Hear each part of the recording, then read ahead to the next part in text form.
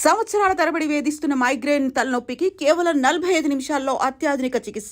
ప్రాణ pain clinic. Welcome to I dream media.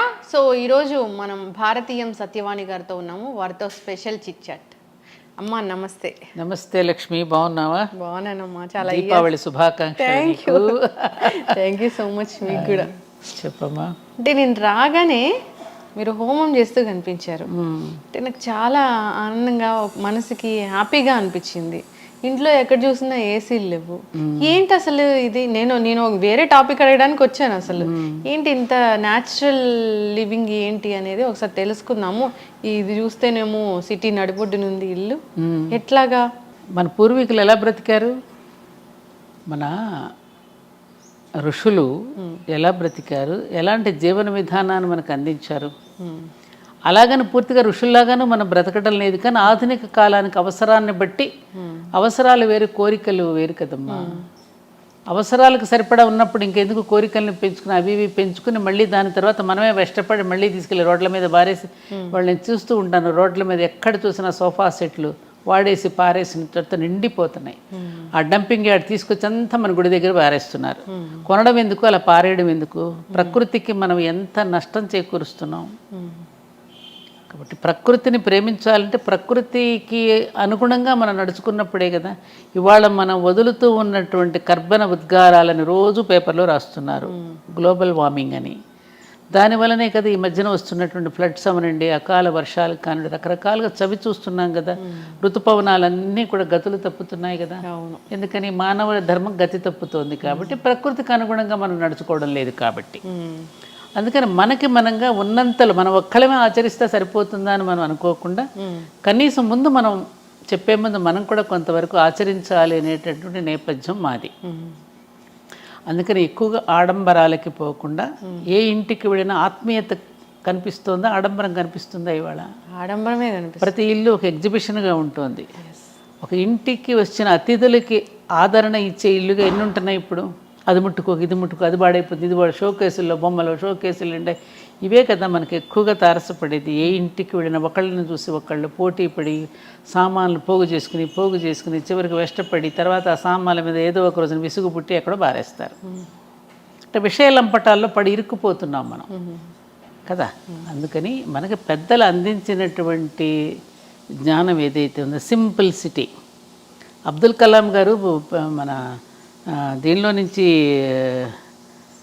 ఆయన ఏమంటారు దాన్ని, ప్రెసిడెంట్ భవన్ ఏమంటారు, ఢిల్లీలో రాష్ట్రపతి భవన్ నుంచి బయటకు వచ్చేటప్పుడు ఏం పట్టుకొచ్చారు? 4 కోట్లు, 4 పెన్నులు, 4 పుస్తకాలు. ఏ వస్తువులు ఉపయోగించుకోవాలి ఆయన. సింపుల్గా దేనికి అంటకుండా బ్రతికారు ఆయన. లాల్ బహదూర్ శాస్త్రిజీ కూడా అంతే. కాబట్టి దానిలో లెస్ లగేజ్ మోర్ కంఫర్టబుల్ అమ్మా. ఎంత లగేజ్ మనకు తక్కువ ఉంటే అంత కంఫర్ట్గా ఉంటాం. కానీ ఇప్పుడు అట్లా ఉండలేకపోతున్నామే. అదే చెప్తున్నాక కోరికలు పెంచుకోవడంతో పెంచుకున్నది ఏమైనా రోజు రోజుకి. అందుకని అమ్మవారి నామాలో ఉంటుంది చూడు, మనోరూపేక్ష కోదండ పంచ తన్మాత్ర సాయక. చెరుకుగడతో పోల్చారు. అమ్మవారు చేతిలో ఉన్న చెరుకుగడని మన మనసుతో పోల్చారు. అక్కడ మన మనసుకు చూడు, చెరుకుగడకి కడుపులు ఎలా ఉంటాయో ఒక్కొక్క కడుపు దగ్గరికి వచ్చేసరికి ఒక్కొక్క రుచి ఉంటుంది. వాళ్ళు ఏదో మామూలు టీవీ కొనుక్కుందాం, అది సరిపోలేదని మళ్ళీ పెద్ద ఇంచెస్, మళ్ళీ హోమ్ థియేటర్, రకరకాలుగా మనం కోరికలు పెంచుకుంటుని బంధించబడుతున్నామా లేదా? అందుకని అక్కడ ముడివేసి ఉంటుంది, అక్కడ చెరుకుగడ దగ్గర కూడా. ఆ బంధింపబడుతున్నాం. కోరికలు పెంచుకున్న కొద్దీ బయటికి వెళ్ళిన అమ్మ బీరువా తాళం వేసానో, లేదా ఇంటి తాళాలు వేసానో, లేదా ఎవరైనా వచ్చేమని పట్టు, ఇదే ఉంటుంది మనకి. బంధింపబడుతున్నాగా. అది ఏమీ లేనప్పుడు, అన్నీ వదులుచుకుంటూ ఉన్నప్పుడు దేనికి బంధింపబడంగా ఉన్నంతలో హాయిగా తృప్తిగా బ్రతకగలగడం అనేది మన జీవన విధానం. అందుకే పాల్ బ్రంటను భారతదేశం చూడాలని వస్తూ ఉన్నప్పుడు అక్కడ ఎవరో చెప్పాట ఆయనకి, నువ్వు భారతదేశాన్ని చూడాలి అని అనుకుంటే కలకత్తాలోను, హైదరాబాద్లోను, చెన్నైలోను, ఢిల్లీలో కాదు, యోగుల కుటీరాలకు వెళ్ళి చూడు, భారతదేశం ఏంటో నీకు అర్థమవుతుంది అన్నట్టు. అంటే మనది భోగభూమి కాదు, మనది యోగ భూమి. ఇప్పుడు మారిపోయింది, అయితే మొత్తానికి మారిపోయింది కదా. ఇప్పుడు మారిపోయిందిగా పూర్తిగా. ఇవాళ అసలు మన భారతీయులు మనం గర్వంగా చెప్పుకునే మనం ఇవాళ ఒక రకంగా సిగ్గుపడాల్సి వస్తుంది, బాధ కలుగుతోంది. ఊరికే గొప్పలు చెప్పుకుంటున్నాం, సారే జహాస్ అచ్చా మేరా భారత్ మహాన్ చెప్పుకుంటున్నాం, కానీ ఎలా ఉంటున్నాం? ఇవాళ నిజంగా నేను చూస్తున్నాను. రీసెంట్గా నేను వెళ్ళి చూసి వచ్చినప్పుడు నాకు తెలిసింది ఏంటంటే, పాశ్చాత్యులు ఎంత చెడిపోలేదమ్మా. వాళ్ళ విధానాలు చాలా బాగుంది. చక్క చూసిన వాళ్ళని చక్క అందంగా పలకరిస్తారు. ఎవరైనా you're so pretty, you're so beauty, how are you అంటూ చక్క పలకరిస్తున్నారు. మే హెల్ప్ యూ అని అడుగుతారు. చక్కగా చిరునవ్వుతో నవ్వుతూ ఉంటారు అందరినీ. ఇక్కడ అలాంటివి వాళ్ళు ఒక కమిట్మెంట్తో పని చేస్తారు, సమయపాలన పాటిస్తారు.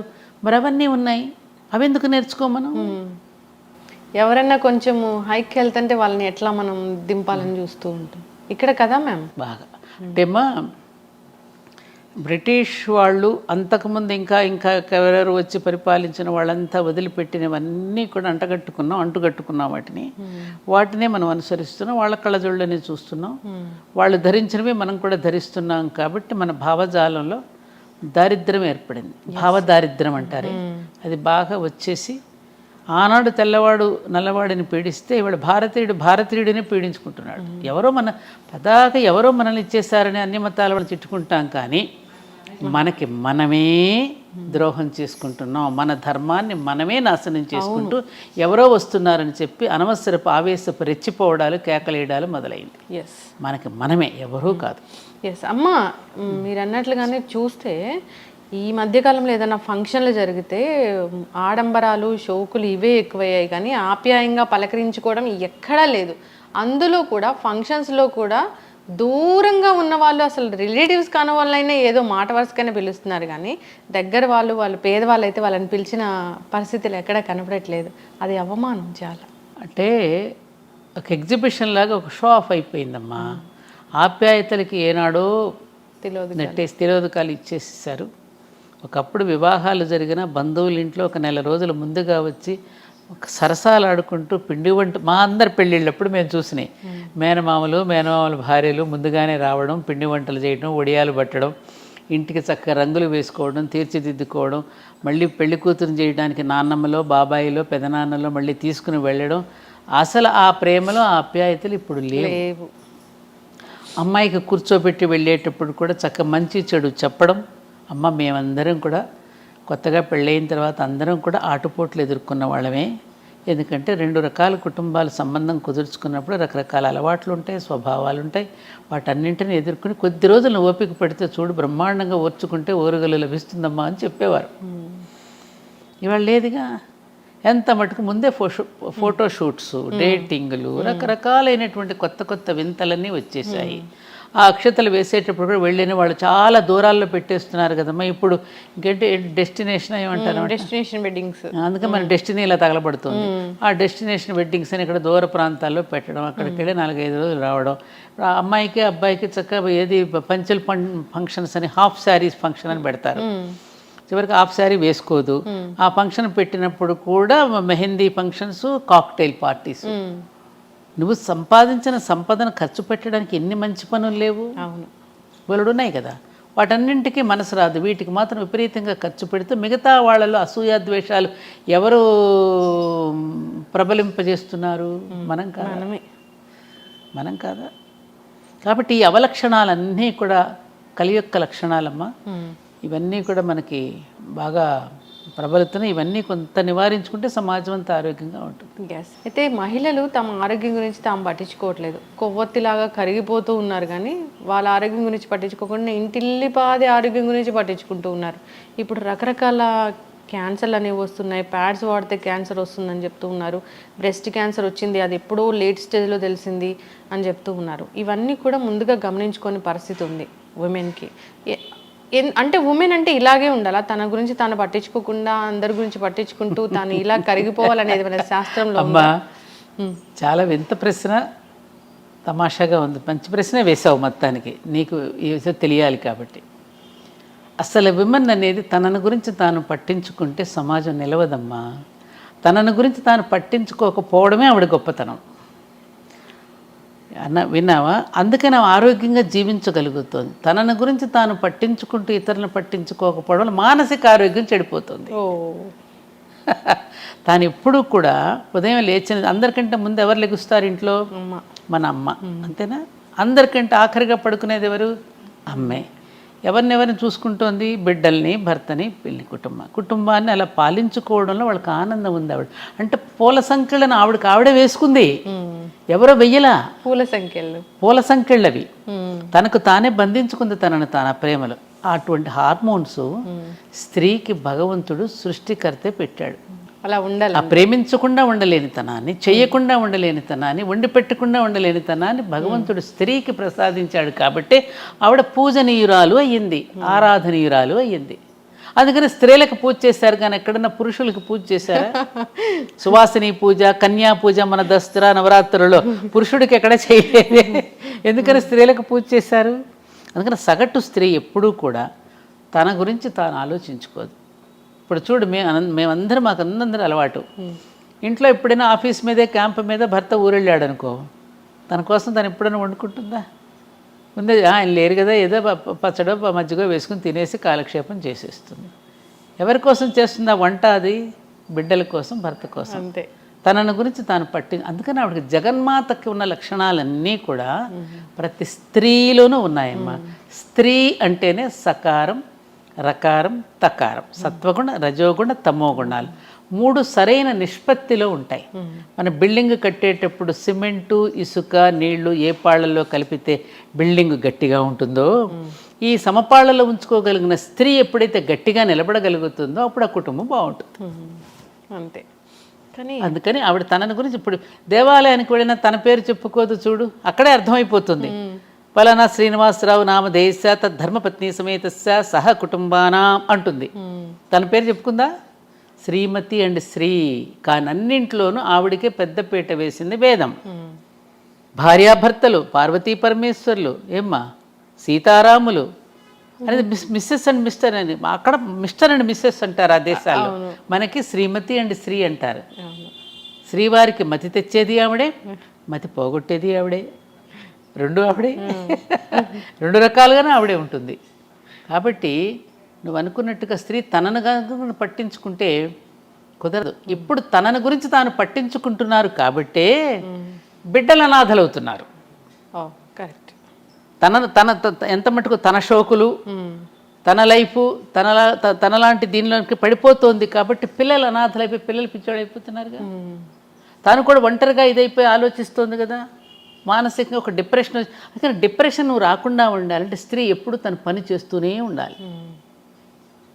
ఎప్పుడైతే తను ఒంటరిగా ఉంటుందో, అందరితో కలివిడిగా లేకోకుండా, అప్పుడు ఆవిడ ఒక రకమైన మానసికమైనటువంటి వ్యాధికి గురైపోతుంది.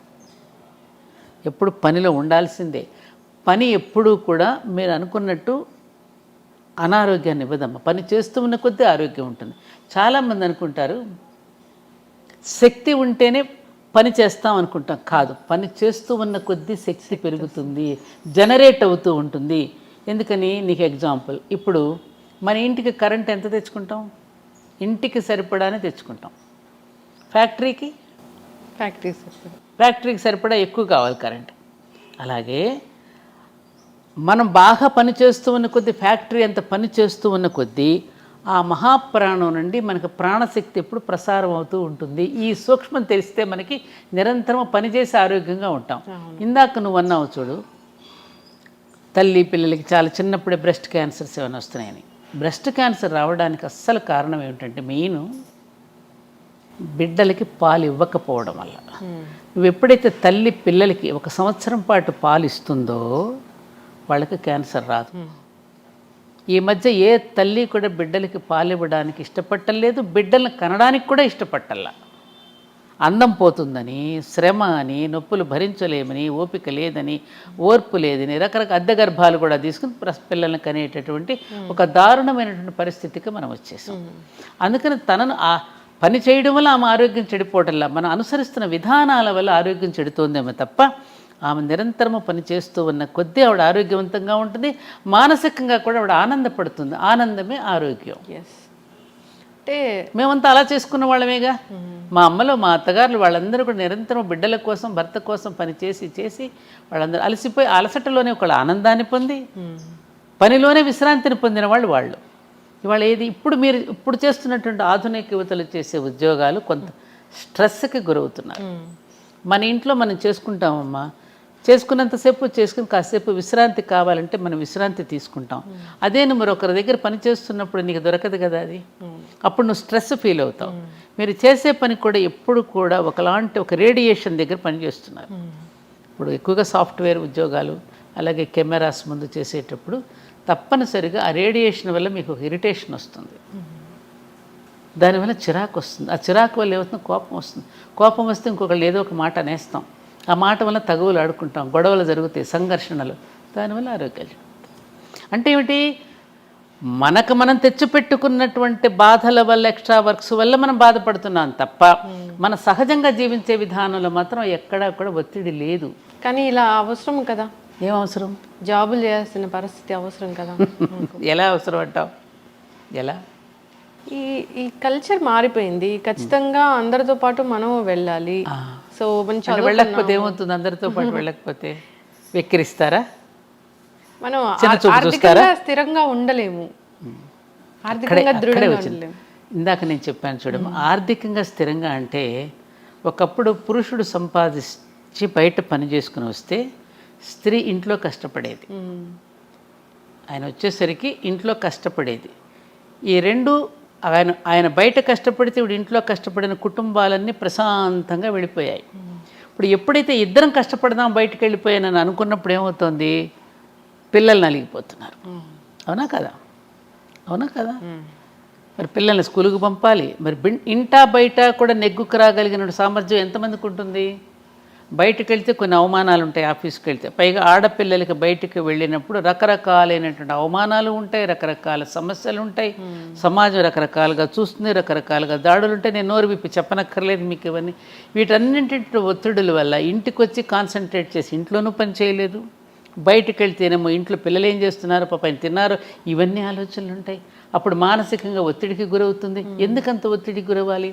ఉన్నంతలోనే తృప్తిగా బ్రతుకుదామండి అనేటువంటి రోజులు పోయాయి. ఇప్పుడు మనం ఉన్నంతలోనే తృప్తిగా బ్రతుకుదామండి. తలంబరాలు పోసుకునేటప్పుడు అదేగా ఒప్పందం చేసుకున్నాం మనం. మీరు తెచ్చిన సంపాదనలో వివేకంతో ఖర్చు పెట్టుకుని ఇద్దరం హాయిగా బ్రతుకుదామని వెంటనే తలంబరాలు పోసుకుని ఒప్పందం కుదుర్చుకున్నారు పెళ్ళినాడు. మళ్ళీ ఇద్దరు సంపాదించాలని ఇద్దరు ఎందుకు బయటకు వెళ్ళాలి? ఇవాళ చూడు, ఇద్దరు సంపాదించాలనుకుని ఇప్పుడు ఐటీలో చేస్తున్నారమ్మా. నేను చూస్తున్నాను చాలా కుటుంబాలు కేసులు వస్తున్నాయి, చాలామంది దగ్గర కేసులు వస్తున్నాయి. ఇద్దరు తగులు ఆడుకోవడమే, నాది సంపాదన నీది సంపాదన. ఆ ఈవీఎంలు కట్టుకోలేక వాళ్ళతో పోటీపడి కారులు కొని మళ్ళీ బంగళాలు కొనుక్కుని రకరకాలుగా ఈవీఎంలు కట్టుకోలేక మళ్ళీ చిరాకు పడి గొడవ పడి రకరకాలుగా డైవర్స్ దాకా వెళ్ళిపోతుంది చివరికి. ఇవన్నీ వాస్తవాలా కాదా? వాస్తవం. నేననేది ఏమిటంటే, ఎవరో ఏదో అనుకుంటారని, మన డబ్బులు లేకపోతే, మన బంగళాలు కారులు లేకపోతే మనల్ని చిన్నచూపు చూస్తారేమోనని అనే దాంట్లో నీ జీవితం నలిగిపోతుంది కదా అంటున్నాను నేను. ఎందుకు చక్కని చదువులు అందించాలని వెళ్తున్నారేమో. ఏది చక్కటి చదువు? కాన్వెంట్లోనా? అది చక్కని చదువు అని ఎలా అంటే, వాడు ఏసీ రూమ్ పెట్టేసి ఒక మంచి బ్యాన్ పంపించేసి వాడు మంచి బుద్ధులు నేర్పిస్తున్నాడని నమ్మకం మీకుందా? ఉంటే ఇలా ఎందుకు ఉంటుంది సమాజం? నువ్వు చదువుకుంటున్నావుగా, నువ్వు కూర్చుని ఎందుకు చెప్పుకో నీ బిడ్డలకు నీ చదువు. నువ్వు బాగా నీ బిడ్డలకు చదువు చెప్పుకుంటావని కదా నేను చదివించింది. నువ్వు వాళ్ళని ఎవరో వదిలేసి నువ్వు ఎక్కడికో పోవడం ఎందుకు? మరి నీ పిల్లలకి ఎవరు పట్టించుకుంటారు? మా అత్తగారు అంటూ ఉండేవాళ్ళు ఎప్పుడు, నీ ఒంటి మీద బట్టలు మీకు నీకు శ్రద్ధ లేక చాకలికి వేస్తే అంత శ్రద్ధగా ఎందుకు ఉతుకుతాడే అనేది. ఆమెకు ఎవరో చెప్పారు, మా అత్తగారు ఎప్పుడు నాతో అనేది. మన బిడ్డల మీద మనకు శ్రద్ధ లేకపోతే బయట వాళ్ళకి ఎందుకు ఉంటుందమ్మా? మహిళకి ఆర్థిక స్వాతంత్రం అవసరమే కదా మ్యామ్. మరి ఎప్పుడు ఉందమ్మా? అసలు ఈ దేశంలో స్త్రీకి ఉన్నంత ఆర్థిక స్వాతంత్రం ఏ దేశంలో ఏ స్త్రీకి ఏ రకమైన స్వాతంత్రము లేదు. కొంతమంది చేసినటువంటి దాని సమాజానికి మొత్తానికి మనం కట్టొద్దు. అసలు తీసుకొచ్చి ఆవిడ చేతికే ఇస్తాడన్నీ. మా అమ్మలందరూ బ్రహ్మాండమైనటువంటి వాళ్ళ బడ్జెట్ కానీ వాళ్ళ ప్రణాళిక కానీ వాళ్ళు ఎంత బాగుండేవారు వాళ్ళందరూ. ఏముంది వాళ్ళ దగ్గర? వాళ్ళేం బయటికి వెళ్ళి ఉద్యోగాలు చేయలేదే. పండగలకు బట్టలు కొనే దగ్గర నుంచి మనకు చేసేటువంటి పిల్లలకు నగలు చేయించే దగ్గర నుంచి అందరూ ఆర్థిక స్వాతంత్రం స్త్రీలదే. స్త్రీ చేతికే ఇచ్చాడు. స్త్రీ నిండా దింపుతున్నాడు పురుషుడు సంపాదించింది. నువ్వు నగలు పెట్టుకుంటున్నావు, పట్టుపట్టు చీరలు కట్టుకుంటున్నావు అంటే ఎవరు తెచ్చింది? అదంతా పురుషుడు సంపాదించి తెచ్చి నీ ఒంటి నిండా నింపడంలా. అండర్స్టాండింగ్, అహంకారం, నేను నాది అనేటటువంటిది ఎప్పుడైతే వచ్చిందో అప్పుడు ఈ ఘర్షణలన్నీ వస్తున్నాయి. మనది, ఇది మన కుటుంబం, మన సంసారం, మనం ఆలోచించుకుందామని అనుకున్నప్పుడు గొడవలు రావు. అందుకనమ్మా స్త్రీ తనని గురించి తాను ఏనాడు పట్టించుకోదు. అది ఎవరో పట్టించుకోవాలని కూడా తాను ఎప్పుడు ఇందాక చెప్పాను, పూల సంకెళ్ళు తానే వేసుకున్నది. ఆవిడకి అందులో ఆనందం ఉంది, తినిపించడంలో, వండి పెట్టడంలో. చూడు, ఎవరింటికన్నా వెళ్ళి నువ్వు గబుక్కను పరిగెత్తేది ఎవరు? ఇంటికి బంధువులు వస్తే, అన్నయ్య గారు అలా కూర్చోండి, మీరు పేపర్ చూస్తూ ఉండండి, టిక్కులు చేసుకొస్తానని చేయి గడుక్కుని గబగబా తను తినే ఆహారం కూడా అక్కడ వదిలేసి గబగబా వంట చేసి పట్టుకొస్తుంది. అది పురుషుడు ఎందుకు చేయలేడు? అలాంటి హార్మోన్స్, అలాంటి మానసిక స్థితి. స్త్రీని సన్నివేశాలే నిలబడతాయి జీవితంలో. పురుషుడునేమో ఎవరో నేర్పిస్తే నేర్చుకుంటాడు. స్త్రీకి ఒకరు నేర్పించనక్కర్లా. ఆమె పుట్టుకతోనే పరిణితి చెంది పుట్టింది భూమి మీదకి, పరిణితితోనే వచ్చింది. అందుకని కన్యా పూజ దగ్గర నుంచి బాలా త్రిపుర సుందరి దగ్గర నుంచి రాజరాజేశ్వరి దగ్గర వరకు ఇన్ని అవతారాలలో 9 అవతారాలలో ఆవిడ ఎందుకు పూజ చేసాం? ఆమె యొక్క పరిణితి చెందిన స్థితిని మనకు కనిపిస్తుంది. అక్కడ పుట్టినప్పటి నుంచే ఎలా పరిణితి చెందుతూ పరిణామక్రమంలో ఆవిడ ఎలా ఎదిగిందో చూపించడానికి ఆ 9 రోజులు మన దేవీ నవరాత్రులలో అమ్మ యొక్క గొప్పతనాన్ని మనం చూపించుకున్నాం. అదే అసలు రియల్ ఉమెన్స్ డే అమ్మా. అసలు దసరా రోజే ఉమెన్స్ డే, మనం ఏదో ఎప్పుడో చేసుకుంటాం. కానీ ఇంత ఉందిరా. అందుకని ఉమన్ అనేటువంటి ఇంగ్లీష్ వర్డ్లోనే మ్యాన్ ఉన్నాడు కదా, ఎస్హెచ్ఈ షీలోనే హీ ఉన్నాడు, ఫిమేల్లోనే మేల్ ఉన్నాడు. ఆమెలోనే ఆయన ఉన్నప్పుడు ఆవిడకి ప్రత్యేకతను కోరుకోదు. అంతా ఆవరించినటువంటి శక్తి అంతా ఆవిడదే. యాదేవి సర్వభూతేషు శక్తి రూపేణ సంస్థిత, మాతృరూపేణ సంస్థిత, దయారూపేణ, లక్ష్మీ రూపేణ, జాతి రూపేణ, నిద్రారూపేణ, క్షుధారూపేణ. ఆకలి రూపంలో ఉన్నది ఆవిడే, నిద్ర రూపంలో ఉన్నది ఆవిడ. అందుకే నిద్రాదేవి అంటాం మనం. నిద్రాదేవి ఒడిలోకి జారుకున్నాడండి అంటాం. సేద తీర్చేది ఆవిడే, లయకర్త్రి ఆవిడే, పోషణకర్త్రి ఆవిడే, సృష్టికర్త్రి ఆవిడే. అంతటా ఆవిడేనమ్మా. తన యొక్క శక్తిని తాను తెలుసుకోలేక పాపం బాధపడుతోంది. ఆమె యొక్క శక్తిని నువ్వు జాగృతం చేస్తే, ఆవిడేమిటో ఆవిడికి తెలియచేస్తే, అలా తెలియచేయబడే వీళ్ళందరూ కూడా ఆయుధాలు ఇచ్చారు. అందుకని ప్రతి పురుషుడు కూడా ఆమె యొక్క శక్తిని గుర్తించి తగినటువంటి ప్రోత్సాహాన్ని ఇస్తే ఆవిడ చేయలేనిదేది లేదు. అందుకనే దేవతలందరూ కూడా తల ఒక శక్తిని ఇచ్చారంటే ఏమిటి? తల ఒక రకంగా ఆమెకు సహకారం అందించారు. అలాగే కుటుంబంలో భర్త కానీ, మామగారు కానీ, మరుదులు కానీ, బావగారులు కానీ, తన పిల్లలు కానీ తలొక రకంగా అమ్మకు కనుక సహకరిస్తే ఆవిడ చేయలేనిదంటూ లేదు. మన ఇంట్లో పెళ్ళిళ్ళు జరుగుతున్నప్పుడు మనం చూస్తున్నాం, అప్పటికప్పుడే మేళా మోగుతూ ఉంటుంది. అమ్మ నా పంచె ఎక్కడ పెట్టామంటాడు ఒకడు వచ్చి, అమ్మ నా లంగా ఎక్కడ పెట్టామని కూతురు అడుగుతుంది. భర్త వచ్చి ఏమి నా ప్యాంట్ ఎక్కడ పెట్టామంటాడు. హడావుడు ఉండండ్రా, నాకు ఏమన్నా 10 చేతులు ఉన్నాయట్రా అంటుంది. ఉన్నాయి కాబట్టి నేను అడుగుతున్నావమ్మా అంటారు వాళ్ళు. అన్ని రకాలుగా అందించేస్తుంది అందరికీ కూడా. మరి ఎవరిది, ఎక్కడి నుంచి వచ్చింది శక్తి? ఆ జగన్మాతే ఆవిడ. అందుకని నేనేమంటానంటే, ఇప్పుడున్నటువంటి ఆధునిక యువతులకి వాళ్ళల్లో ఉన్నటువంటి ఆ శక్తిని ఒక్కసారి జాగృతం చేస్తే వాళ్ళు వండర్స్ చేస్తారు. వాళ్ళు సునీత విలియమ్స్ గురించి వింటున్నాం. అలాంటి సునీత విలియమ్స్ లాంటి పిల్లల్ని ఎంతోమంది వాళ్ళు ఎన్నో రకాలుగా పైలట్స్ అవుతున్నారు, అన్ని రంగాల్లో రాణిస్తున్నారు. అంటే ఆవిడ చేయలేనిదంటూ ఏమీ లేదు. కాకపోతే మన భారత స్త్రీకి ఉన్న గొప్పతనం ఏమిటంటే, ఎప్పుడు పురుషుడికి క్రెడిట్ ఇవ్వాలని కోరుకుంటుంది. అదే ఆవిడ గొప్పతనం. తాను నేపథ్యం అని ఉంటుంది, పురుషుడిని ముందు నిలబడుతుంది, పురుషుడిని సమర్థుడిని చేస్తుంది, తాను వెనక ఉంటుంది. అదే మన స్త్రీ యొక్క గొప్పతనం. ఎస్, అంత క్రెడిట్ ఇచ్చినా కానీ అక్కడక్కడ మనం చూస్తూ ఉన్నాము స్త్రీకి అవమానం జరుగుతుంది. సో మంచిగా ఉన్న రోజులు ఉంటూ ఉన్నారు, భార్యాభర్తలు విడిపోతూ ఉన్నారు. అలా స్త్రీని ఎవరైనా పురుషుడు అవమానపరుస్తున్నాడు అంటే అక్కడ పెంచిన తల్లిది తప్పు. అవమానపరుస్తున్నాడు అంటే పెంపకంలో ఏదో తప్పు ఉంది. ఏ స్త్రీ అయితే పెంచుతోందో స్త్రీయే కదా, స్త్రీని అవమానపరచకూడదుగా. అవును. కాబట్టి అక్కడ మారవలసింది కూడా మళ్ళీ స్త్రీలే. పురుషుడి పట్ల బాధ్యత పడవలసింది కూడా స్త్రీయే. తయారు చేస్తున్నది నువ్వే అతడిని. కాబట్టి అతడు ఏదైనా తప్పు చేస్తున్నాడు అంటే అది ఎక్కడ మనలోనే తప్పు ఉన్నది. You have to agree. నువ్వే కదా నేర్పిస్తున్నావు పుట్టినప్పటి నుంచి వాడికి. అంటే భర్త భార్యకు విడాకులు ఇస్తే తల్లిదే తప్పు అమ్మా చెప్పాలి వాడికి. అంటే వాడిని పరివర్తన తీసుకొచ్చి మార్చాల్సింది తల్లే కదా. తల్లి తండ్రి విలువలతో పెంచాలి కదా. ఒరే తప్పురా, నువ్వు మంత్రపూర్వకంగా స్వీకరించావు ఆనాడు, తప్పు ఇలా చేయి అని చెప్పి అతనిలో పరివర్తన తెచ్చుకోవడానికి ప్రయత్నం చేయాలి తప్ప ఠకీమని చిన్న చిన్న కారణాలకి ఆ విధంగా విడిపోయి ఇవాళ వివాహాలు చేసుకోవడానికి భయపడే పరిస్థితి వచ్చింది. వివాహాలు చేసుకోమంటున్నారు.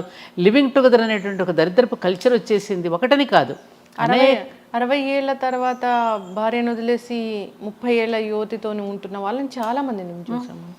అంటే ఆ యువతలు ఎలా వస్తున్నారు అనేది కూడా అర్థం కాని పరిస్థితి. వస్తలేదు. అదే మారిపోయింది. అంటే సమాజంలో వ్యక్తుల యొక్క మనసులో రకరకాలుగా వచ్చినవి. కాలం అదే, కాలంలో మార్పు రాలి. అందరూ కాలాన్ని నిందిస్తున్నారు. కాలం అదే, కాలం అదే, సూర్యుడు అదే, చంద్రుడు అదే, గాలి అయ్యే పంచభూతాలు. మారింది నువ్వు. అనవసరపు కోరికలు పెంచుకుని ఒకరితో ఒకటి కంపేర్ చేసుకుని, కంపారిజన్ బాగా ఎక్కువైపోయింది. ఆ కంపారిజన్తో రకరకాలుగా వేషభాషల్లో వేసుకుంటున్నటువంటి మార్పులు మనసులో రావటల్లా. అందుకే మన భర్తృహరి లాంటి వాళ్ళు ఎటువంటి పద్యం, వాగ్భూషణం భూషణం అన్నారు. ఏవి నీకు ఆభరణాలు? మంచి గుణాలే ఆభరణాలు. ఒక మంచి మాట కానీ, ఒక చక్కగా మాట్లాడటం కానీ, పెద్దలను గౌరవించడం కానీ, చెప్పిన మాటకి వినయంగా వినడం కానీ. ఎందుకని కరువు అవుతుంది? స్కూల్ ఎడ్యుకేషన్లో చెప్పరు. మోజు పెంచుకున్నాం, మనం పరాయి భాష మీద మోజు పెంచుకున్నాం, పరాయి దేశాల మీద మోజు పెంచుకున్నాం.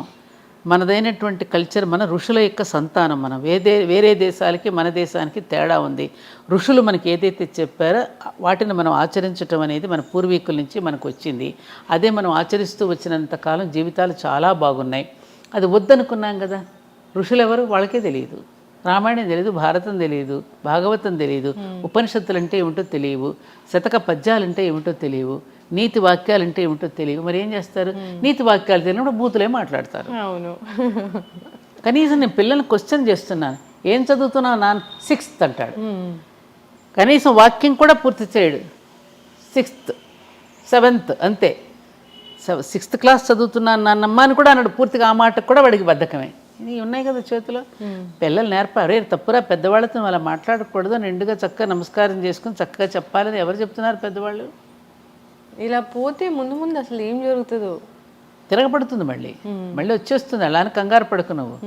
తప్పకుండా మార్పు వస్తుంది. ఎవరికి వాడికి పైదాకా పోతాడమ్మ, పీక్కి ఏమీ లేదు ఇక్కడ అనుకుంటాడు, మళ్ళీ వెనక్కి కొడతాడు. అంటే మళ్ళీ బ్యాక్ టు పెవిలియన్ అనమాట. మళ్ళీ పాత రోజులకి వెళ్ళిపోవాలని. కోవిడ్ వచ్చినట్లుగా. ఇప్పుడు అమెరికాలో వెళ్ళారు, అక్కడంతా బాగా ఇదిగా ఉంది. ఇప్పుడు అక్కడి నుంచి మళ్ళీ స్వదేశానికి పోదాం అంటారు. స్వదేశానికి ఇట్లా పట్టణాల్లో ఉన్న వాళ్ళందరూ ఇరుకుని పోయి ఇక్కడ ఏం బాగాలేదండి, మన పల్లెటూరికి మనం పోదాం అనుకుంటారు. ఆ రోజులు వస్తాయి. నేను చెప్తున్నాను కదా, మళ్ళీ పల్లెలకు వెళ్ళిపోయే రోజులు వస్తాయి. పట్టణాల నుంచి, విదేశాల నుంచి మళ్ళీ స్వదేశానికి వచ్చే రోజులు వస్తాయి. సైకిల్ అమ్మ ఇదంతా ఒకలాంటి సృష్టి యొక్క పరిణామంలో ఇక జరగదేమో అనిపిస్తుంది, కానీ జరుగుతుంది. ఈ జరిగే దీంట్లో వచ్చేటటువంటి సన్నివేశాలను మనం సరిగ్గా అర్థం చేసుకుని మన జీవితాలను మళ్ళీ కొంచెం ప్రయత్నించేద్దాం. అనేక రకాల ప్రయత్నాలు చేస్తున్నారుగా పెద్దవాళ్ళు. తప్పకుండా వస్తుంది. మనం నిరాశపడకుండా వెళ్ళాలి. ఇప్పుడు ఇన్నేళ్ళ జర్నీ మీది. అసలు మార్నింగ్ నుంచి ఈవినింగ్ వరకు అసలు మీ లైఫ్ స్టైల్ ఎలా ఉంటుంది? ఏం తింటారు? ఎన్ని గంటలు నిద్రపోతారు మీరు? నాకు ఈ మధ్యన కొంచెం కరోనా వచ్చిన తర్వాత కాస్త హెల్త్లో చిన్న చిన్న మార్పులు వచ్చాయి. సడన్గా బీపీ డౌన్ అవ్వటం, పెరగడం. మెడిసిన్స్ ఏం పెద్దగా వేసుకొని మార్నింగ్ ఒక థైరాయిడ్కి ఒక 25 ట్యాబ్లెట్ మాత్రం వేసుకుంటాను, 20 mg. ఇంకా వేరే మాత్రలు ఏమీ లేవు. ఎక్కువ సమయం నేను కొంచెం ధర్మపురి క్షేత్రంలో అప్పుడప్పుడు అక్కడికి వెళ్ళి కార్యక్రమాలు నిర్వహించుకోవడం.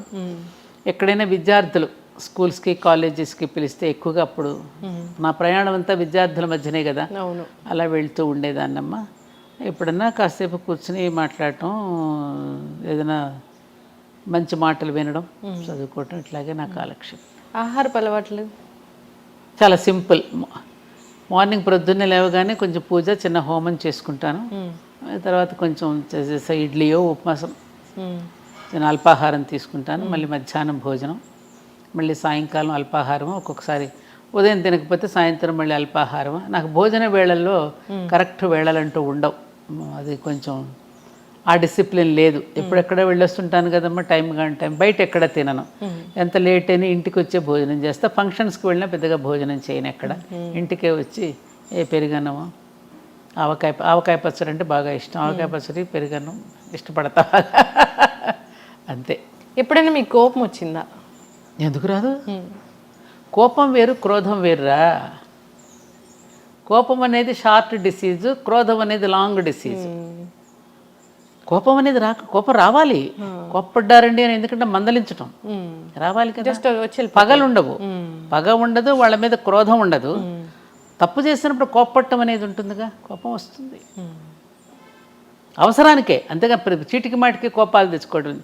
వీలున్నంత వరకు అందరినీ ప్రేమగా ఆదరిస్తాను, ప్రేమగా పలకరిస్తాను, ఈ కుటుంబం అంతా నాదే అనే ఫీలింగ్ నాకు ఉంటుంది, జగమంతా కుటుంబం నాదే అనేటటువంటి ఫీలింగ్తో మా అమ్మగారికి ఉండేది, నాకు కూడా అదే వచ్చింది.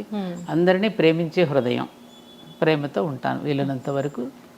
ఎవరి మీద, ముఖ్యంగా నాకు భగవంతుడు ఇచ్చిన పెద్ద వరం, ఎవరి పట్ల నేను ఎక్కడ అసూయ చెందను. అందరూ బాగుంటే చూసి ఆనందపడుతూ ఉంటాను. ఎప్పుడు అందరినీ చూసి ఆనందపడితే ఈ కుటుంబం అంతా నాదే అనుకున్న వాళ్ళకి ఏ జబ్బులు రావు. అందుకే నాకు దీర్ఘవ్యాధులు లేవు. ఆ కరోనా ఒకటి వచ్చి ఇబ్బంది పెట్టింది కానీ ఇంకా వేరే జబ్బులు లేవు. ప్రస్తుతం అంతా హ్యాపీగా ఆనందంగా ఉన్నానమ్మా. ఇంటికి ఎవరో ఒకళ్ళు వస్తూ పోతూ ఉంటారు, అతిథులు అభ్యాగతులు వస్తూ ఉంటారు, వాళ్ళతో టైం గడుస్తూ ఉంటుంది. ఏదో వాళ్ళు ఏదో కష్టాలు చెప్పుకోవడానికి అప్పుడప్పుడు స్నేహితులు వాళ్ళు వస్తుంటారు. అలా రోజులు గడిచిపోతున్నాయి. ఎప్పుడైనా ఏదైనా మనసుకు బాధ కలిగించే సందర్భం ఏదైనా వచ్చిందా? అంటే అవమానించారు అని బాధపడింది ఎప్పుడైనా ఉందా? ఇట్లే ఉన్నాయి, ఉంది. ఎట్లా మర్చిపోతారు దాన్ని? మర్చిపోవాలి. ఇప్పుడు ఎవరో పెద్ద ఆయన పేరు గుర్తు రావట్లేదు. ఏమండి మనం ఆ మాటే గుర్తు చేసుకుంటా. ఇప్పుడు ఎవరైనా మన అవమానపరిచి మాట్లాడితే మళ్ళీ వాళ్ళని ఎందుకండి మీరు ఇట్లా గౌరవిస్తారని నన్ను అడుగుతారు. అవమానించిన వాళ్ళని ఎందుకు మీరు ఇట్లా గౌరవిస్తారని అడిగితే ఆయన చెప్పిన సమాధానం, చూడు కుక్క చెప్పు తింటుందని మనకు తెలుసు, కానీ ఇంటికి వస్తే దానికి చెప్పులు అన్నమే పెడతాం కదా. అది గుర్తు చేసుకుంటా. అలా ఏమిటంటే పెద్దలు చెప్పినటువంటి మాటలు మనకి ఆ విధమైనటువంటి ఒక దీన్ని ఇస్తూ ఉంటాయమ్మా. అందుకని మనం అవమానిస్తున్న వాడిని కూడా మనం ప్రేమిస్తూ ఉంటే ఏదో ఒకరోజు తప్పకుండా వాళ్ళలో పరివర్తన వస్తుంది. నాకు ఆ నమ్మకం ఉంది. అందుకని ప్రతి మనిషి జీవితంలో అవమానాలు పడని వాళ్ళు ఎవరు? ఇంకొకటి ఏమిటంటే మా మాస్టర్ గారు ఎప్పుడనేవారు, నిన్ను పరిహసిస్తున్నవాడు అవమానపరుస్తున్నవాడు కూడా పైవాడేనని తెలుసుకో. అంటే భగవంతుడే. ఎందుకని నువ్వు ఎంతవరకు నిలబడగలవో నిన్ను కుదిపి చూస్తున్నాడని అర్థం చేసుకో. కాబట్టి పరిహసిస్తున్నవాడు కూడా పైవాడే. ఇలాంటివన్నీ మనకు గుర్తొచ్చాయనుకో మనల్ని మనం తట్టుకోగలుగుతాం. మనల్ని మనమే ఇట్లా తట్టుకుంటాం. కొంచెం ఓపిక పట్టు. ఇంకొకటి కూడా ఉంది, రుద్రాధ్యాయంలో మనం చెప్పేటప్పుడు జంబే దదామి అని వస్తుంది ఆఖరిలో. మనం తప్పు చెయ్యకపోయినా మనల్ని అవమానిస్తూ ఉంటారు, నిందిస్తూ ఉంటారు కదా, అలాంటి వాడిని జంబే దదా శివుడి నోట్లో వేసేయమన్నాడు. ఆ మంత్రం అనాలా? అట్లా మంత్రం ఉంది అధ్యాయంలో, పూర్తి మంత్రం నేను సడన్గా గుర్తు రావట్లేదు, కానీ ఆఖరిలో జంబే దదామి అని అంటాడనమాట. నేను తప్పు చెయ్యకపోయినా నన్ను అవమానించాడు అనుకో, ఇంకా నేనేం చేస్తాను? మన పెద్దవాళ్ళ మామ ఆడు పాపం వాడే అనుభవిస్తాడులే అంటాం కదా, అలా అనమాట. జంబే దదామి. నిజంగానే అనుభవిస్తారా? ఎప్పుడో డెఫినెట్గా ఈ మధ్యకాలం కొంచెం తొందరగా పెంచాడు. ఆయనకు కూడా బాగా ఎక్కువైపోయినాయి కేసుల పైన. అందుకని ఈ మధ్యన కొంచెం చిత్రగుప్తుడికి చెప్పినట్టున్నాడు, రే చాలా పేరుకుపోతున్నాయి, సుప్రీంకోర్టులో కూడా అలా తొందరగా కేసులు తొందరగా క్లియర్ చేస్తే బాగుండు. ఇక్కడ చేయటం లేదు కానీ పైవాడు మాత్రం ఈ మధ్యన కొంచెం వేరే సెక్షన్ పెట్టి ఇప్పటికిప్పుడే అనుభవించేటట్టు చేస్తున్నాడు. ఈ చోట కర్మ, ఈ చోట ఈ రోజే చేస్తున్నాడు. మొదలు పెట్టాడు కొంచెం అక్కడ కొత్త జీవో పెట్టాడు యమధర్మరాజు కూడా. కర్మలు చేసే వాళ్ళు కూడా నిజంగా వెనకాడకుండా ఏమవుతుంది చేస్తే. ఇంకా ఇదొకటి ఉంది, చెడ్డ పనులు చేసిన వాళ్ళకే మంచి జరుగుతుందని, మంచి చేసే వాళ్ళకి ఎప్పుడు కష్టాలు ఉంటాయని. అంటే ఈ పరిపాలిస్తున్నది కలిపురుషుడు కదమ్మా. ఇప్పుడు కలిపురుషుడు చెడ్డవాళ్ళకి బాగా దోహదం చేస్తాడు, చెడు పనులు చేయటానికి మరింతగా దోహదపడతాడు కలి. ఇప్పుడు కలిపురుషుడు పరిపాలనలో ఉన్నాం మనం, ఇది కలియుగం కదా. మంచి వాళ్ళందరికీ ఒకటేం చెప్పాడు, భగవన్ నామస్మరణ. మంచి వాళ్ళ జోలికి రాలేడు కలిపురుషుడు. అట్లాగే నిబద్ధతతోనూ అలాగే నియమనిష్టలతో ఉన్నవాడిని కలి దరికి కూడా చేరలేడు. సీతాదేవి కనుక గడ్డి పరక వేస్తుంది చూడు, రావణాసురుడు తన దరికి చేరకుండా. అలా ఆ మంత్రం ఏదైతే ఉందో ఇప్పుడు ఆమె రాముడిని స్మరిస్తూ ఉంటుంది కదా సీతమ్మ, అందుకని గడ్డి పరక అడ్డం పెడుతుంది. అలాగే ఎప్పుడు కూడా భగవన్నామ స్మరణలో ఉన్నటువంటి వాళ్ళని కలిపురుషుడు ఏమీ చెయ్యలేడు. అందుకని కలవు కేశవ కీర్తన, కలియుగంలో ఒక భగవన్నామ స్మరణ ఒక్కటే శరణ్యం మనకి. అలాంటి భగవన్నామ స్మరణలోనూ భగవత్ సేవలో ఉన్న వాళ్ళని కలి దరికి చేరలేడు. అందుకని అలా మంచి వాళ్ళందరికీ భగవంతుడు ఉంటాడు. కాబట్టి దయచేసి మనం ఎక్కడా కూడా నిభాయించుకునే ఉండాలి తప్ప చెదిరిపోయి అయ్యో వాళ్ళలాగా కూడా మనం అయిపోతేనే బ్రతకగలమని అనుకోకూడదు. ఇప్పుడు మీకు ఎగ్జాంపుల్, కౌరవుల పక్షాన ఎంతమంది ఉన్నారు? సైన్యమంతా నారాయణ సేన దగ్గర మొత్తం కౌరవుల పక్షానేగా ఉంది. పాండవులు అనే 5గురు పక్షాన ఎవరున్నారు? భగవంతుడు ఒక్క కృష్ణుడు అనేవాడే ఉన్నాడు. చివరికి గెలిచింది ఎవరు? పాండవులేగా. నీతిగా నిజాయితీగా పాండవుల్లాగా బ్రతికితే శ్రీకృష్ణుడు అనేవాడు మన పక్కన ఉంటాడు. ఈ ధైర్యంతో మనం బ్రతికేస్తే ఎప్పటికైనా విజయం మంచి వాళ్ళకే. ఎస్. అది ఆ తత్వం మనకు బోధపడాలి అంటే సద్గోష్ఠి, సద్గ్రంథ పఠనము, సత్సాంగత్యము, సత్పురుషుల యొక్క కలయిక ఇవన్నీ ఉంటే ఆ ధైర్యంతో మనం బ్రతికేస్తాం. ఉన్నంతలో హాయిగా బ్రతకగలమమ్మ మనం. 1 ఎకరం పొలం పెట్టుకుని, ఒక ఆవునో ఒక గేదెనో పెట్టుకుని ఇంత కూరగాయల దొడ్లోనే పండించుకున్న జీవితాలు ఎంతమంది బ్రతకలా మన పూర్వీకులు. ఇప్పుడు కూడా మనం బ్రతకగలం. పల్లెలన్నీ వదిలేసి వచ్చేసాం, పొలాలన్నీ ఎవరికో ఇచ్చేసాం, పొలాలన్నీ ప్లాట్లు వేసేస్తున్నారు, పాటలు పడుతున్నారు. మరి మన జీవన విధానం మార్చుకోకుండా కష్టాలు ఎవరో పెడతాం ఏంటమ్మా? కష్టాలు మనకు మనం తెచ్చుకుంటున్నాం తల్లి. తృప్తి అనేది మన జీవితాలకి లేకపోవడం వల్ల వస్తున్న తిప్పలే ఇవన్నీ. తృప్తిగా మనం బ్రతకగలం. 4 చీరలు పెట్టుకుని కూడా హాయిగా పట్టుకుపోతాం. వెనకటి రోజుల్లో కట్టుడు చీరలు 2, దాపుడు చీరలు 2 ఉండే. ఎక్కడైనా ఫంక్షన్కి వెళితే ఆ అమ్మనో ఈ అమ్మనో కట్టుకుని వెళ్ళారు. పిల్లలకి పెళ్లి కూతుర్లు చేస్తే కూడా పాత వాళ్ళ చీరలు కట్టి పెళ్ళిళ్ళు చేశారు.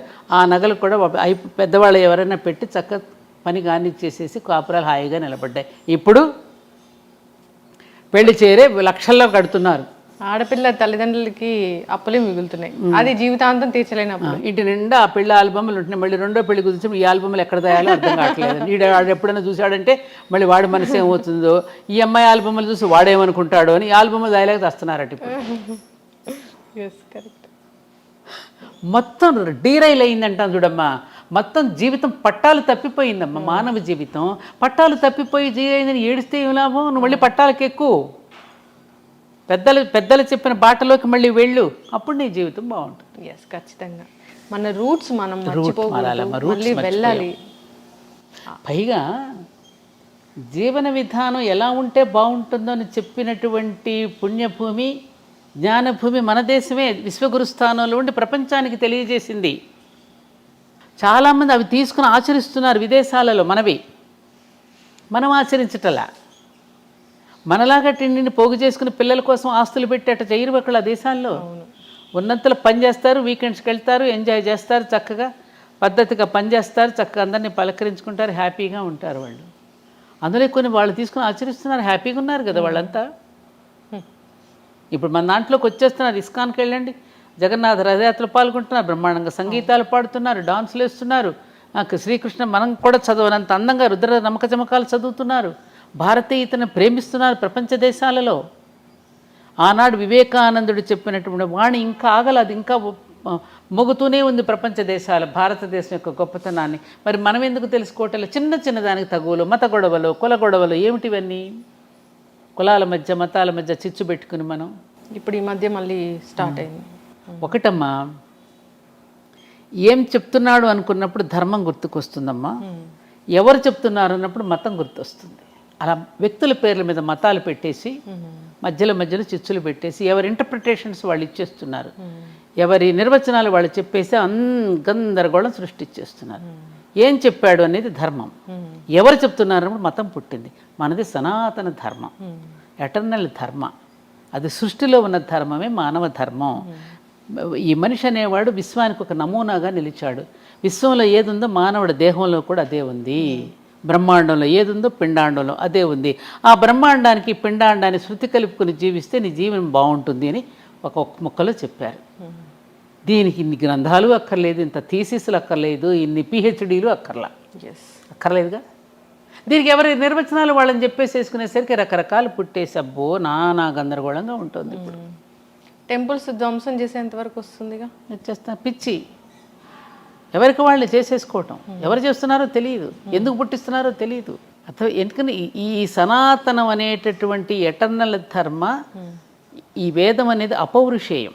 ఇది ఎవరు సృష్టించింది కాదు, ఎవరు రాసింది కాదు, వ్యక్తులతో వచ్చింది కాదు.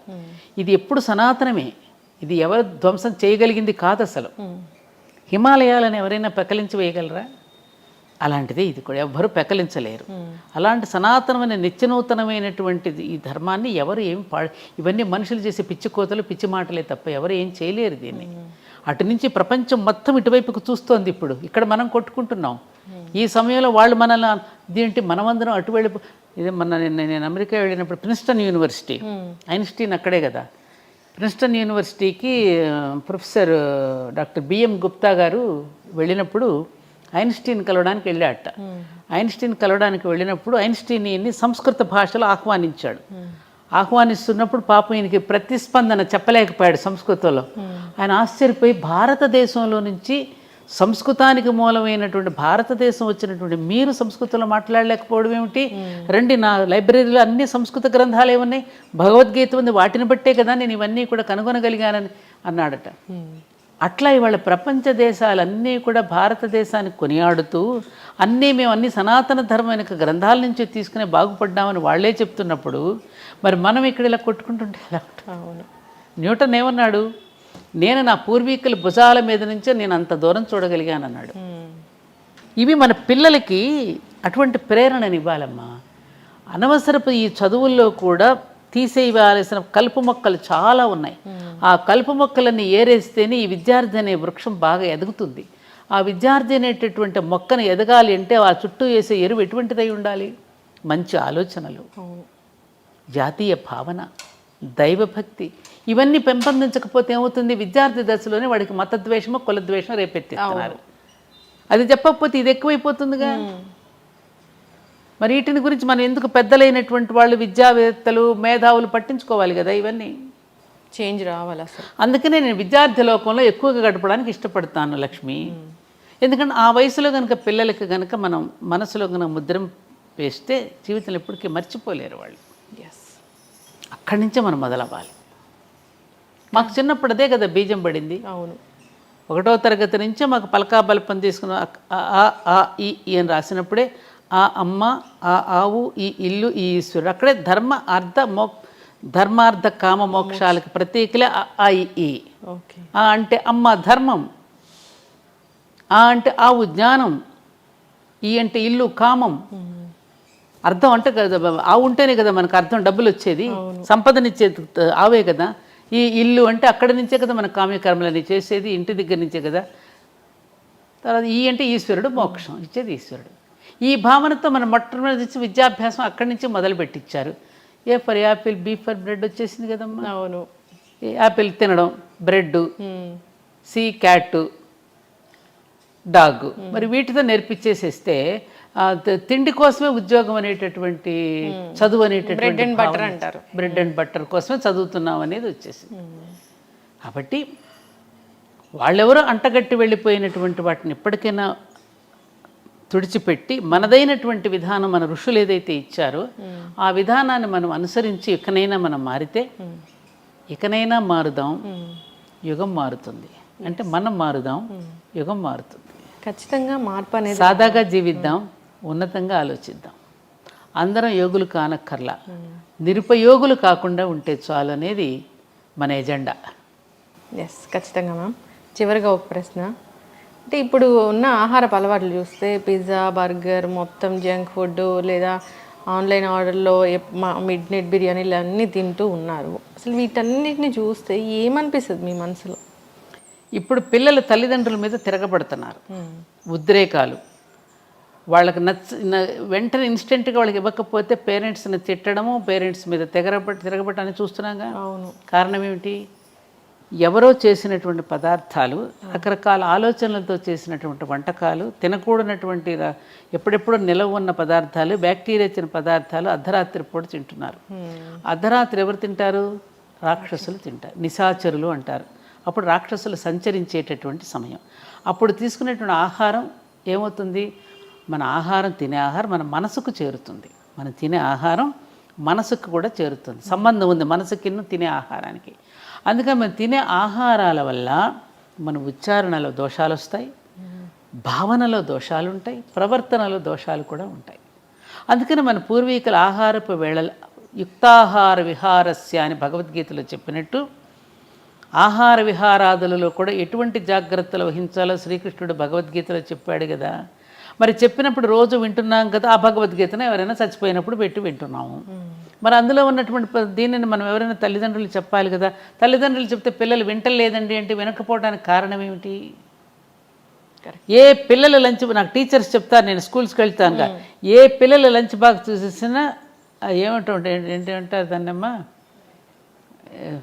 మ్యాగీయా, నూడిల్స్, ఇవి నూడిల్స్ ఇట్లాంటివే తప్ప మన సంప్రదాయపు వంటకాలు ఏ లంచ్ బాక్స్లోనూ ఉండవండి అంటే ఒక టీచర్ ఒక స్కూల్కి వెళ్ళినప్పుడు చూపించింది నాకు. తినట్లేదు. మాకు చిన్నప్పుడు పెరుగన్నము, పచ్చడి, వెన్న పూస పెట్టేవారు. వెన్న దేనికి? ఇంద్రియాలను నిగ్రహిస్తుంది. శ్రీకృష్ణుడు వెన్న దొంగిలించాడు ఎందుకు? ఆయన అస్కలిత బ్రహ్మచారి. వెన్న తినడం వల్ల మన ఇంద్రియ నిగ్రహం ఉంటుంది. వెన్నకు అంతటి గొప్ప శక్తి ఉంది వెన్నకి. అట్లా తినేవాళ్ళం. చద్ది అన్నంలో ఎన్ని పోషక విలువలు ఉంటాయో రాజీవ్ దీక్షిత్ గారు 2 గంటల ఉపన్యాసం చెప్పాడు ఆయన. అట్లా తిని పెరిగిన వాళ్ళమే. మరి ఇవాళ పిల్లలకి ఎటువంటి ఆహారం పెడుతున్నాం, ఆహారాన్ని బట్టి వాళ్ళకి లక్షణాలు వస్తున్నాయమ్మా. అందుకని ఈ స్విగ్గీలు, జొమాటోలు ఎప్పుడెప్పుడు తీసుకొచ్చి నిలవ పెడుతున్నారు. ఈ మధ్యన చూస్తున్నాం రకరకాల, ఎందుకంటే రోజు రోజుకి అదే ఆర్డర్ ఇస్తూ ఉంటే ప్రొడక్షన్ కూడా తగ్గినప్పుడు వేరే వేరే కుక్క మాంసాలు కలపచ్చు, ఏ మాంసాలు కలుపుతున్నా మనకు తెలియదు కదా. ఇక భగవంతుడికే పెడుతున్నప్పుడు ఇక వీళ్ళకి పెట్టడంలో ఇంక దోషం ఏముంటుంది? ఆలోచించండి. వాడిది వ్యాపార దృష్టి, అమ్మది ప్రేమ దృష్టి. అమ్మ ఇచ్చే కాఫీకి హోటల్ వాడిచ్చే కాఫీకి తేడా లేదు. హోటల్ వాడిది వ్యాపార దృష్టితో ఇస్తాడు కాఫీ నీకు. అమ్మ ఇచ్చే కాఫీ కానీ, అమ్మ ఇచ్చే పాలు కానీ, అమ్మ పెట్టే అన్నంలో ప్రేమ ఉంటుంది. ఆ ప్రేమతో పెట్టిన అన్నం వలన నీకు ఆరోగ్యం ఉంటుంది, నీ ఆలోచనలో కూడా ఉంటుంది. అమ్మ ఏ ఆలోచనలతో వంట చేస్తుందో ఆలోచనలు అన్నంలో కూడా ఉంటాయి. ఇది కథ ఉన్నది మనకి. ఇది సైన్స్ అమ్మా. అందుకనే పిల్లలు, నేనదే ఇప్పుడు ఉద్యోగాల కోసం మీరు పోతున్నారు, పిల్లలకి ఎవరు వంట చేసి పెట్టమంటున్నారు. నీకున్న ప్రేమ ఆయాకి ఎందుకు ఉంటుందమ్మా? ఆయా ఎందుకు పెడుతుంది? వాడి నోట్లో పెట్టకుండా తన నోట్లో పెట్టుకుంటుంది. దేనికి సంపాదన? ఎవరి కోసం? ఆ పిల్ల అడిగింది కదా, పని మనిషి మీద, అమ్మ నువ్వు తాళాలు పని మనిషికి ఇచ్చేళ్ళు, బంగారం పని మనిషికి ఇచ్చే, నేను స్కూల్ నుంచి వచ్చేసరికి ఫంక్షన్కి వస్తానంటే తాళాలను బంగారం పని మనిషికి ఎట్లా ఇస్తాను, నీకేం బుద్ధి లేదా అని అడిగితే తల్లిని, మరి అయితే నన్ను ఎందుకు నాయాక అప్పగిచ్చి వెళ్తున్నావు అంటే ఆ బంగారం కూడా విలువ లేదన్నా నేను. మంచి క్వశ్చన్. అవునా కదా? ఇప్పుడు వాళ్ళు ఆయాలకి ఇస్తున్నారు, రేపు వీళ్ళని ఓల్డ్ ఏజ్ హోమ్స్లో వేస్తున్నారు. తప్పలేదు కదా. అదే ఇందాకన్నా కర్మఫలం ఉంటుంది. నువ్వు స్కూల్లో కుక్కేసేసి నువ్వు ఎప్పుడైతే ఆయాలకు అప్పచెప్పావో నేను పెద్ద అయినా తీసుకెళ్ళి ఓల్డ్ ఏజ్ హోమ్లో పెడతారు. తప్పేముంది, వాళ్ళదేం తప్పలేదుగా. అయ్యా ఎందుకు నీకు ఈ గొయ్యి అంటే, తాతకు తీసిన గొయ్య నీకు తీయాలి కదయ్యా. తాత మనోడు సినిమా అనుకుంటా. These are realities. కరెక్ట్. యద్భావం తద్భావం. మనం ఎలా ఉన్నాం వాళ్ళు ఎలా ఉంటాం. కర్మ సిద్ధాంతం. యాక్షన్కి రియాక్షన్ ఉంటుంది కదమ్మా. అందుకని ఉన్నంతలో తృప్తి పడుతూ వీలున్నంత వరకు భర్తలు ఉద్యోగాలు చేస్తూ ఉంటే కోపం వస్తుంది. హౌస్ వైఫ్ అంటే వాళ్ళకి ఒక చిన్న చూపు అనమాట. అందుకని హౌస్ మేకర్ అని చెప్పుకుంటున్నారు. హౌస్ వైఫ్ గృహలక్ష్మి లాంటి గొప్ప ఉద్యోగం ఇంకోటి లేదమ్మా. గృహలక్ష్మి అంటే అంతటి ఉద్యోగం మరొక ఉద్యోగం కాదు. గృహలక్ష్మి కాకుండా నేనేదో బయటకు వెళ్ళిపోతున్న వాళ్ళందరూ కొన్ని వందల మంది వచ్చి కష్టాలు చెప్పుకుంటున్నారు. మరి ఎలా? నీకు తెలియదే ఉంది ఏమ్మా. అందుకని మనం మారదాం.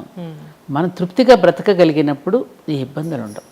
అందుకనే కలియుగంలో అందరూ కష్టాలు పడుతున్నారు స్వామి, ఈ కష్టాలు తీరడానికి ఏదైనా ఉపాయం చెప్పండి అని నారద మహర్షి వెళ్ళి శ్రీమన్నారాయణని అడుగుతాడు. అడిగితే సత్యనారాయణ స్వామి వ్రతం చేయమంటాడు. సత్యనారాయణ స్వామి అని వేరేవాడు లేడు కదా, సత్యమే నారాయణ స్వరూపము.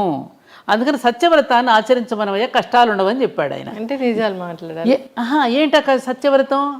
అందుకని కథలో ఎవరిని పెట్టాడు? ఒక బ్రాహ్మణుడు ఉంటాడు, ఒక వైశ్యుడు ఉంటాడు, ఒక రాజు ఉంటాడు, ఒక కట్టెలు కొట్టుకుని శూద్రుడు. అంటే 4 వర్ణాలు ఇవి, కులం కాదు. బ్రాహ్మణ అంటే శిక్షణ, క్షత్రియ అంటే రక్షణ, వైశ్య అంటే పోషణ, శూద్ర అంటే పరిచర్య, శ్రమశక్తి. ఈ 4 కనుక కమిట్మెంట్తో పని చేస్తే కష్టాలు ఉండవు. జ్ఞానాన్ని బోధించవలసిన బ్రాహ్మణుడు జ్ఞానాన్ని బోధిస్తూ, సమాజాన్ని రక్షించవలసిన క్షాత్రశక్తి సమాజాన్ని రక్షిస్తూ, ధనాన్ని సమానంగా పంపిణీ చేయవలసిన వైశ్యుడు సమానంగా రేట్లు ఎక్కువ వేయకుండా సమానంగా పంపిణీ చేసేటటువంటి ధనశక్తి, అలాగే తన శరీరంతో శ్రమతో సమాజాన్ని సేవించుకునే శ్రమశక్తి. ఈ 4 భాగాలు సమాజానికి 4 అంగాలు. ఈ 4 భాగాలు కమిట్మెంట్తో సత్యంతో పనిచేస్తే కష్టాలు ఉండవు నాయన. ఈ మాట చెప్పమని దాన్ని వ్రతంగా స్వీకరించమని చెప్పాడు ఆయన. దాన్ని ఏం చేసాం మనం? తీర్థానికి ప్రసాదానికి ముడిపెట్టి తీర్థం తీసుకోకపోతే పాపం వస్తుందని, ప్రసాదం తీసుకోకపోతే ఓడ మునిగిపోయినట్టు మన కొంప మునిగిపోతుందని, ఇలాంటి కథలు చెప్పి కథకి కొబ్బరికాయ కొట్టి కథకి హారతులు ఇచ్చేసి ఓవర్ యాక్షన్ చేసేసి ఏమ్మా దాని అసలు పదార్థం మర్చిపోయి నేను కొత్తగా గృహప్రవేశం చేసుకుంటున్నావురా, ఈ ఇంటికి వచ్చిన వాళ్ళని ఆదరించడం, గౌరవించటం, వచ్చినటువంటి అతిథ్యప్యాగతలను సేవించుకుంటూ ఎలా ఉండాలో వ్రతం చేయించాడు. కొత్తగా పెళ్ళైన వాళ్ళు కూడా నీ దాంపత్య జీవితం ఇలా ఉండాలమ్మా, దాంపత్య జీవితాన్ని ఇలా చక్కగా నిర్వహించుకోవాలని చెప్పి ఈ 2 వేళల్లో మన సత్యనారాయణ స్వామి వ్రతాన్ని తప్పకుండా ఎందుకు పెట్టారు? సత్యాన్ని వ్రతంగా స్వీకరించి నీ గృహస్థాశ్రమ ధర్మాన్ని చక్కగా నిర్వర్తించు అని చెప్పడానికి మనకు ఆ వ్రతం చేయిస్తే చివరికి ఏమైంది? దక్షిణలు, తాంబూలాలు, కొబ్బరికాయలు కొట్టడాలు, హారతులు ఇవ్వడాలతో సరిపెట్టి తీర్థప్రసాదాలకు ముడిపెట్టేసి అసలు తంతంతా పోయింది, ఇది మిగిలింది. ఏమంటావు? అవును. అంటే ఈ పూజలు ఇలాంటివి చేసి మన మొక్కులు తీరాలంటే తీరవా? ఎడ తీరుతాయి? ఎలా తీరుతాయి? రాంగ్ నెంబర్ పెట్టాయి అంటాడు అక్కడ. నువ్వు చేసేదోటి, నువ్వు చెప్పేదోటి, నీ మొక్కు కింద రాంగ్ నెంబర్ అని పెట్టేయమంటాడు. బాగా తపస్సు చేసిన కోరకూడని కోరావనుకో, తదాస్తు ఇచ్చాను పోరా అంటాడు. తపస్సు చేశాడు కదా, ఎవరిక తను చేసినట్టు చెడ్డ కోరిక వాడికి శాపం అయ్యేటట్టు చేశాడు. అవును, అది ఉందిగా. మనం తెలివైన వాళ్ళైతే సమాజ హితం కోసం చేసి తపస్సు చేసిన వాళ్ళు కొందరున్నారు, సమాజాన్ని నాశనం చేయడానికి చేసే తపస్సులు ఉన్నారు. సమాజాన్ని నాశనం చేసే తపస్సులన్నీ వాళ్ళే నాశనం అయిపోయారు. సమాజ హితం కోసం తపస్సు చేసిన ఋషులందరూ కూడా చరిత్రలో నిలిచిపోయారు, మనకు జీవన విధానాన్ని అందించి వెళ్ళారు వాళ్ళు. అందుకని ప్రతినిత్యము ప్రాతస్మరణీయులమ్మ వాళ్ళు. ఉదయం లేచిన దగ్గర నుంచి రాత్రి పడుకోబోయేంత వరకు మన దినచర్యని దేవుని చర్యగా మార్చుకోవడం ఎట్లాగో నేర్పి ఒక విధానాన్ని, ఒక బాటను వేసిన మన మహర్షులు ఉన్నారే, వాళ్ళకి ప్రతిరోజు ఉదయం నేను నమస్కరించుకుంటాను. సప్తఋషులకి ఎంత జ్ఞానం, ఎంత ఇచ్చారమ్మా మనకి, ఎంత ఇచ్చారమ్మా, ఎంత ఎంత ఎంత ప్రతి పండుగ దినాల్లో కూడా మనకి ఎంత అద్భుతమైన సందేశాన్ని ఇచ్చారు. నువ్వు చెడిపోకుండా ఉండడానికి సంవత్సర కాలం కూడా సంవత్సర పురుషుడు గానాన్ని మనకి వినిపించి ప్రతిరోజు నువ్వు చెడిపోకుండా, పట్టాలు తప్పకుండా పండుగల రూపంలో నీ చేత ఆచరింపజేసి పుణ్యం అనే అకౌంట్ను నువ్వు బ్యాంకులో దాచుకోవడానికి ఎంత శరీరాలను కాల్చుకుని వాళ్ళందరూ ఎన్ని ఇచ్చారమ్మా మనకి. వాళ్ళ రుణం తీర్చుకోవద్దు మనం? ఇలా కొట్టుకోమనా, ఇలా తిట్టుకోమనా మనం వాళ్ళు నేర్పింది మనకి? ఆలోచించాలి. నేను రాగానే దీపావళి శుభాకాంక్షలు చెప్పారు మీరు దివాళీని ఎలా జరుపుకుంటారు? దివాళీ పండుగ అంటే మా ఇంట్లో మాకు బాగా ఇష్టం. ఎందుకంటే వీళ్ళు ఎక్కువగా నార్త్లో ఉండొచ్చారు కదా, తప్పకుండా ఉదయం పిండి వంటలు చేసుకోవడం, చుట్టుపక్కల ఉన్న వాళ్ళందరికీ, మా అత్తగారు నేను ఉంటే రాత్రంతా ముందు రోజు రాత్రి బాగా పిండి వంటలు ఎక్కువగా చేసి ఆ కాలనీలో ఉన్న చుట్టుపక్కల అందరికీ పంచిపెట్టడం జరిగేది. ఇప్పుడు ఎవరు రావటం లేదుగా పండుగలు సామూహికంగా భోజనాలు చేయడానికి. ఇదివరకు ఇట్లాగ ఎవరికి వారే విడిపోతున్నారు కదా, సామూహికంగా రండి అనేటువంటి పద్ధతి పోయింది. మా పల్లెల్లో ఉంటే ఆ ఉన్న కులాల వాళ్ళందరినీ భోజనానికి పిలుస్తాం. ఇది చాకలి సోదరుడు, మంగలి సోదరుడు, కమ్మ సోదరుడు, కుమ్మరి సోదరుడు అందరినీ. ఎందుకంటే ప్రతి వృత్తిలో నువ్వు సహకరిస్తున్నావు కదా ఒకరికొకరు. నేను పంట పండిస్తున్నాను, నేను పంట పండించేటప్పుడు మీరందరూ నాకు సహకరిస్తున్నారు, కాబట్టి అందరం కలిసి భోజనం చేద్దాం రండి. అన్ని కులాల వాళ్ళు వచ్చి భోజనం చేస్తే ఆ వండిన పిండి వంటలు అందరం కలిసి భోజనం చేసే విధానం మనకు పండుగల్లో ఉండేది. ఇప్పుడు రాజకీయ నాయకులు వచ్చిన తర్వాత ఈ రాగద్వేషాలు పెంచేశారు కదా అందరిలో. ఎర్షెడ్ వాళ్ళకి పెరిగాక ఎవరికి వాళ్ళే మేము రామని భోజనాలకు ఎవరు రావట్లా ఇప్పుడు. అలా అయిపోయింది ఇప్పుడు. కాబట్టి ఇంక సాయంకాలం అయ్యేసరికి దీపాలు వెలిగించుకోవడం. ముఖ్యంగా దీపాలు వెలిగించేటప్పుడు మేము చేసేది ఏమిటంటే, మనకి జీవితంలో మనం ఎదుగుతూ ఉన్న కొద్దీ మనకి సహాయం చేసేవాళ్ళు ఉంటారు. మన తాతగారులు, మన అమ్మమ్మలు, నాన్నమ్మలు, మనకి ఎవరెవరైతే మనకి ప్రేమగా చూశారో, మనకి జీవితంలో మనకి ఉద్యోగంలో కానీ సద్యోగంలో కానీ ఏదైనా ఒక వ్యాపారం కానీ ఏదో ఒక రూపంలో మనకు సహకరించే వాళ్ళు ఉంటారు. ఆ సహకరించినటువంటి వాళ్ళ కృతజ్ఞతలు చెప్పుకుంటూ వాళ్ళ పేరుతో ఒక దీపం పెడతా నేను. ఇది పలానా వారికి నాకు ఈ సహకరించారు కాబట్టి వారి పేరు మీద ఈ దీపం అని వారికి నమస్కారం చేసుకో. దాన్ని బలివైశ్వ దీపం అంటారు. ఉంది మనకి ఇది. ముందు రోజున పెడతారు, బలి దీపాలను పెడతారు. ఆ చనిపోయిన వాళ్ళందరినీ గుర్తు చేసుకుంటూ వాళ్ళ పేరు మీద ఒక దీపం వెలిగించుకోవడం, అలా దీపాలు పెట్టుకోవడం. ఇంకా సాయంకాలం పిల్లలంతా వస్తే అందరం కలిసి కాసేపు ఏదో చిన్న చిన్న టపాకాయలు వెలిగించుకొని, దీపాలు వెలిగించుకొని అందరం కలిసి భోజనం చేయడం. ఇంతకన్నా అందరూ కూడా అలాగే చేసుకోవాలని. ఎవరైనా అంతే కదా, పెద్ద పెద్ద సౌండ్లు, పెద్ద పెద్ద అబ్బా వద్దమ్మా, అది ఆ శబ్ద కాలుష్యం అనేది చాలా ప్రమాదకరం. నేను చెప్పినా కూడా వినడం లేదు. మొన్న కూడా మా దేవాలయంలో వద్దు బాబు మీరు చెప్తే వినండి రా బాబు అంటే అంత పెద్ద పెద్ద బాంబులు ఆ మహిషాసురుడి దహనానికి అది ఎంతమంది, కొంతమంది చుట్టుపక్కల వాళ్ళు కాస్త హార్ట్ పేషెంట్స్ కూడా ఉంటారు, వాళ్ళని కూడా మనం దృష్టిలో పెట్టుకోవాలి కదా. మన సరదాలు ఇతరులకు ఇబ్బంది పెట్టకూడదు. చెప్పినా వినే స్థితిలో లేరు. నేను ఎన్ని చెప్పినా మన తీసుకొచ్చి అన్ని బాంబులు పెట్టేశారు. భయంకరం, పెట్టకూడదు. విష్ణు చక్రాలు, భూచక్రాలు, తారాజువలు, మతాబులు, చిచ్చుబుడ్లు అవి ఇష్టం, కళ్ళకి చూస్తానికి ఆనందంగా ఉంటాయి. అలాంటివి వెలిగించుకుంటే బాగుంటుంది. ఖచ్చితంగా అమ్మ, చాలా చక్కటి విషయాలు చెప్పారు. ఆచరించాలని కోరుకుందాం, అందరూ హాయిగా ఉండాలని కోరుకుందాము. సో ఇంకా నాకు చాలా డౌట్స్ ఉన్నాయి. ఈ సిరీస్ అనేది కంటిన్యూ చేయాలని నేను కోరుకుంటున్నాను. మీరు నాకు ఆచరిస్తున్నారు లేదు, ఇంకా సమాజంలో చాలామంది ఇంకా అటువంటి వాళ్ళు ఉన్నారు కాబట్టి ఇంకా సమాజంలో మనం బ్రతకగలుగుతున్నాం. లేరని నేను అనడంలా, ఉన్నారు ఇంకా ఎందుకంటే ఈ దేశం చెడిపోతే ప్రపంచానికి దిక్కు ఉండదు. అందుకని ఏ కొంచెం చెడు వచ్చినా కూడా ఆందోళన పడతాం మనం. అమ్మో, ఈ మాత్రం చెడు కూడా భరించలేదు ఈ దేశం.